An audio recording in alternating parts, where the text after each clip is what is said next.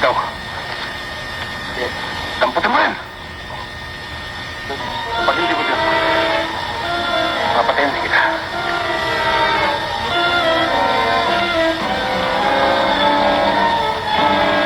Damputin mo! Huwag kang makilang!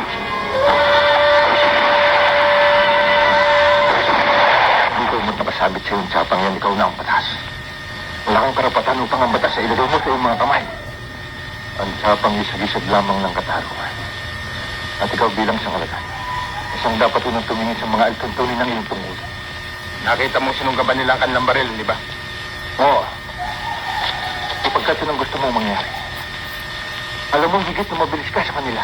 Madali para siya magsalita. Dahil hindi kapatid mo namatay. Hindi mo maramdaman ang hapding naramdaman ko. Na ang mga minamahal mo sa buhay kitlin ng walang awa. Si Luis ay mahal ko eh. Na parang isang tunay na kapatid. Ngunit nung nabubuhay pa siya, ay wala siyang ginawang panlalamang kanino man. Ang ginawa mo ngayon maliwanag. Pinatay mo sila nang walang laban. Hindi ba't yan din ang ginawa Lucky Luis? Oo. Pero hindi yan ang gagawin niya kung siya nabubuhay pa. Ang iyong kapatid ay ginagalang ng lahat. Huwag mo sanang bahira ng batik ang kanyang pangalan.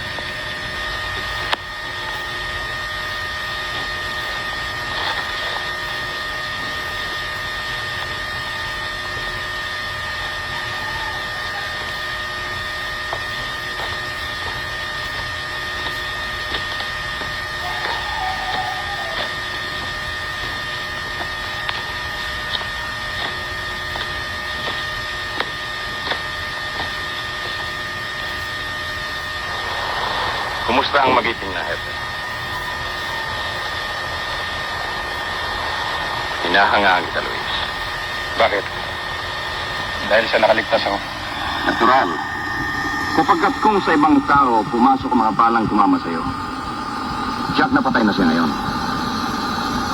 Natutuwa nga ako't nakaligtas ka. Huwag mo na akong mulubi. Alam kong matagal mo ng pangarap na mawala ako upang matupad mo marami mong hangarin sa bayang ito. At alam ko rin na ikaw ay pakana sa ginawang pagtambang sa akin. Pagkat sila yung mga tauhan mo. Handa ka sa pagsasalita mo, Hepe. Ako hindi mo nakikilala kung sino ang pinagbibintangan mo. Pasensya ka na, Martin. Siguro dahil sa dami ng tamang tinanggap ni Hepe. Kaya medyo siya nasira ng bait at hindi niya nalaman ang kanyang sinasabi. Wag! Huwag kayong bubunot! Mabubutas ang lalamunan ko!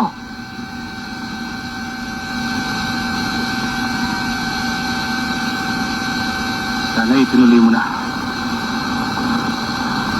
Mula ngayon, ikaw at yung mga tauhan, pinagbabawalan kong magdala ng anumang uri ng sandata. Martin! Pabakura ang paligid ng pook na ito. Mula sa tuktok ng burol na yon. Hanggang doon, sa pook ng Ilog Kastila. Sarot.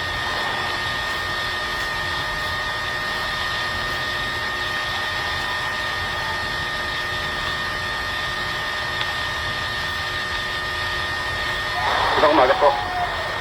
Ano, Pablo? Ang lupa at bahay mo ay matagal ko nang nabayaran.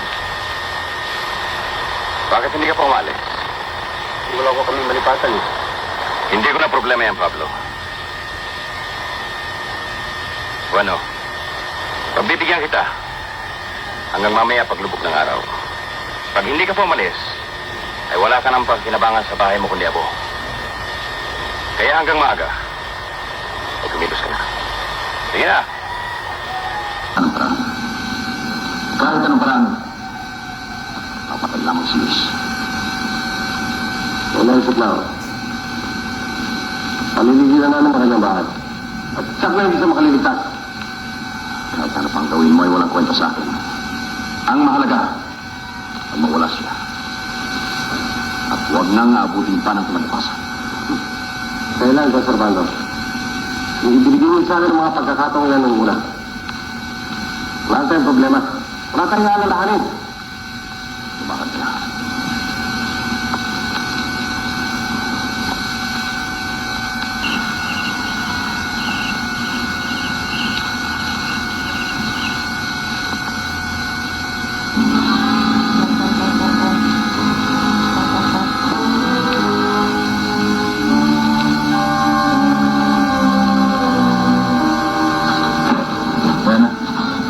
Pumasok ka sa loob.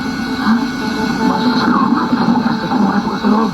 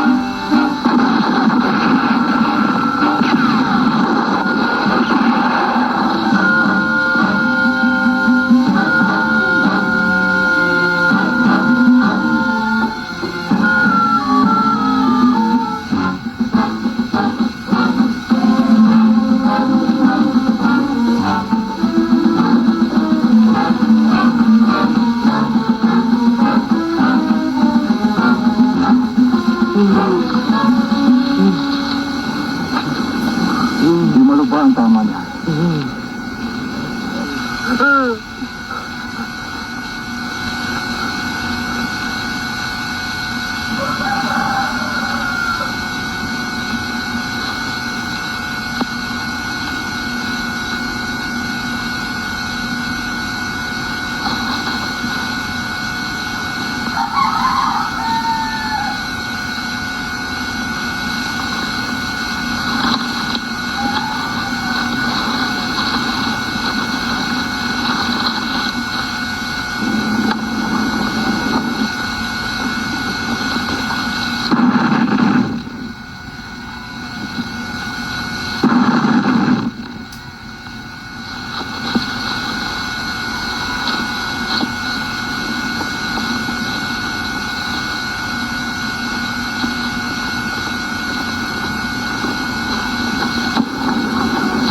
Nakatakas yung siya. Ito na marahil ang pagkakataon na hintay natin. Kung mapapagsalita natin siya, maaari natin siyang gamitin katibayan lamang kay Dr. Banco. Pero sa ngayon ay kailangan niya ng magagamot. At kinakailangan may tago natin siya. Meron akong alam na lugar. Pati isa pa, Diana. Mapanganib ang katayuan niya rito. Kailangan may layo natin siya dito. Maaaring manuluyan mo na sa kamag-anak ni Manoling sa kabilang bayan. Mga kaibigan mo sila. Tama na! Puro kakayabangan, kahambugan! Para sa mga kamag-anak. Puro daldal pero wala nang magawa.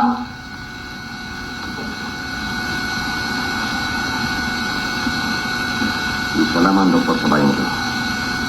Asyak na doon nila sa puro para kamutin.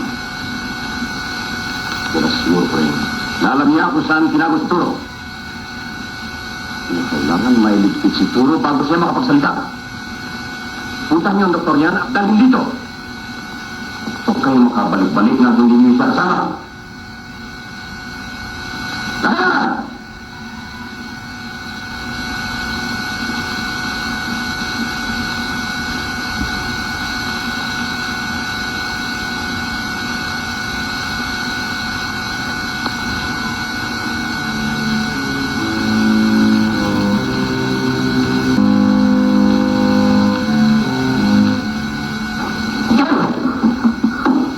Ano sa ginagawa? Saan? Saan sa ginagawa? Saan sa ginagawa? Mabuti pa magsalita ka na. Lalo ka lang masasaktan yan.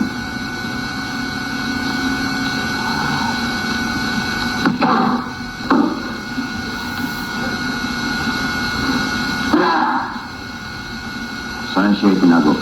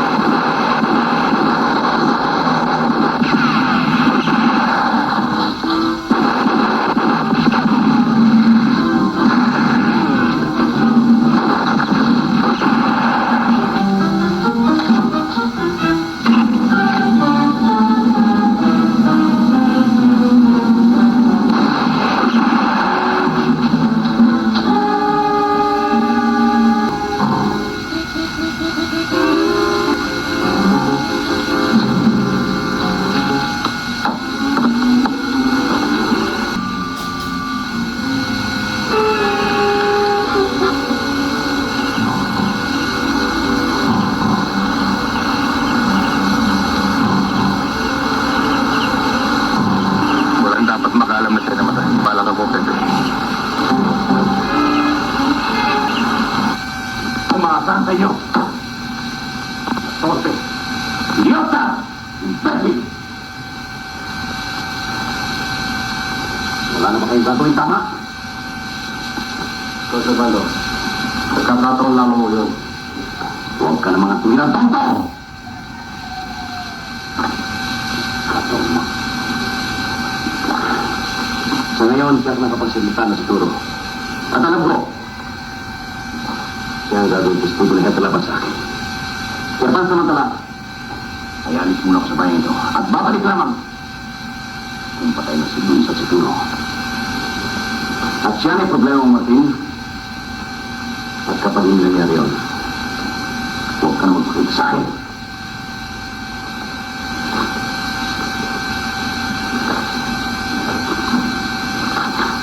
Josefina, ihanda mga kakailangan ko. Oo.